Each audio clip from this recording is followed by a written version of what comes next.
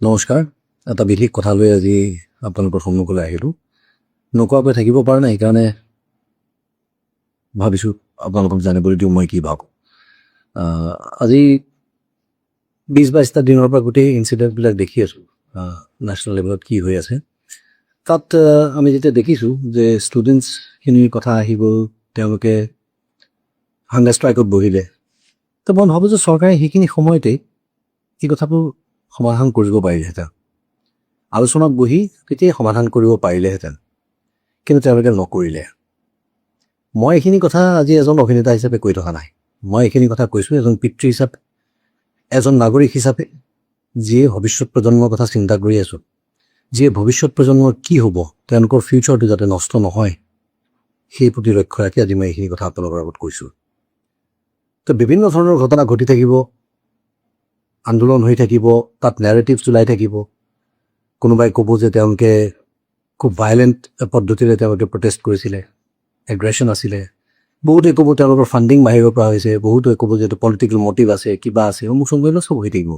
কিন্তু আমি নাগৰিক হিচাপে বা অভিভাৱক হিচাপে বা মাক বাপেক হিচাপে এই 20-22টা ষ্টুডেণ্টে যে চৰম সিদ্ধান্ত ল'বলগীয়া হ'ল, তেওঁলোকে যে ছুইচাইড কৰিবলগীয়া হ'ল, এই কথাটো সঁচা, এইটো ফেক্টটো আমি মাৰিবই লাগিব।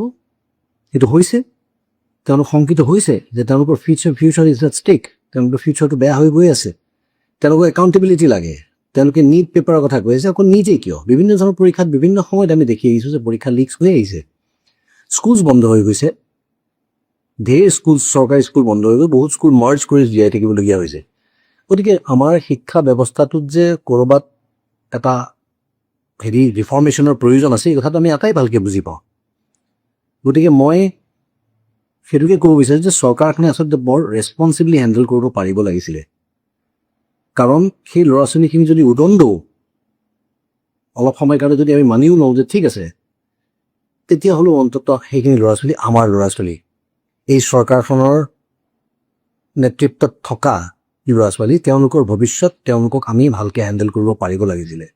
কিন্তু যিটো বৰ্বৰতাৰে তেওঁলোকৰ ওপৰত পুলিচৰ লাঠিচালনা চলি, যিটো ধৰণে তেওঁলোকৰ ওপৰত হাত দিয়া হ'ল, এই কথাটো কিন্তু মই খুব বেয়া পাইছোঁ, আৰু মই সাংঘাতিক দুখ পাইছোঁ আৰু সাংঘাতিক বেয়া পাইছোঁ। গতিকে চৰকাৰখন ইন ফিউচাৰ এই কথাবিলাক লৈ অলপ সজাগ হওক, যে ল'ৰা ছোৱালীৰ ভৱিষ্যতক লৈ হেতালি নেখেলিব। আপোনালোকে চৰকাৰখনেই দায়িত্বশীল, যিয়ে এডুকেশ্যন ছিষ্টেম ঠিক কৰি, ঠিক আছে, তেওঁলোকে ৰেজিগনেশ্যন ডিমাণ্ড কৰিছে, আপোনালোকে ৰেজিগনেশ্যন দিব নোৱাৰে, কওকতো, একাউণ্টেবিলিটিটো থাকিব লাগিব। আপোনালোকেতো মীমাংসাত বহিব লাগিব, কথা পাতিব লাগিব, আপোনালোকে ক'ব লাগিব যে আমি এইটো কাৰণে কৰা নাই, তাৰ সমাধান আপোনালোকে কি সেইটো দিব লাগে। কিন্তু সেই সুযোগটো আপোনালোকে নল'লে। মই বিৰাট দুখিত আৰু খুব দুখেৰে আজি এই ভিডিঅ'টো বনাবলগীয়া হৈছে। গতিকে বাকী ইতিহাসত কি ধৰণে এই কথাষাৰ লিখা যাব, সেইটো কথা আপোনালোকে এবাৰ ভাবি চোৱাটো উচিত বুলি মই ভাবোঁ। আৰু এই 22টা ষ্টুডেণ্টৰ যে ল'ৰা ছোৱালী যে আজি নাইকিয়া হৈ গ'ল পৃথিৱীখনৰ পৰা, তেওঁলোকৰ পৰিয়ালটো, তেওঁলোকৰ মাক বাপেকৰ বুকুত কি চলি আছে এবাৰ আপোনালোকে ভাবি চাব। কাৰণ সেইটো কম্পেনচেশ্যন টকাৰে কৰিব নোৱাৰি, টকা দি দিলেই সেইটোৰ কম্পেনচেশ্যন নহয় আচলতে। গতিকে আই উইচ আপোনালোকে আৰু অলপমান ৰেছপনচিবলি হেণ্ডেল কৰিলেহেঁতেন, কিন্তু আপোনালোকে নকৰিলে। এতিয়া কোনে জানে কাইলৈ সমস্যা আৰু বাঢ়িব, কাইলৈ যদি আৰু ডাঙৰ ডাঙৰ ঘটনা ঘটে, কাইলৈ যদি আৰু ডাঙৰ ডাঙৰ আমি যদি আৰু কেইবাটা ল'ৰা ছোৱালী প্ৰাণ হেৰুৱাবলগীয়া হয়, ল'ৰা ছোৱালী, তেতিয়াহ'লে কি হ'ব। গতিকে I am deeply saddened and I am very sorry যে মই এই কথাটোত আপোনালোকৰ এই গোটেই যিটো ধৰণে আপোনালোকে হেণ্ডেল কৰিলে পদ্ধতিটো মোৰ ভাল নালাগিল। ধন্যবাদ।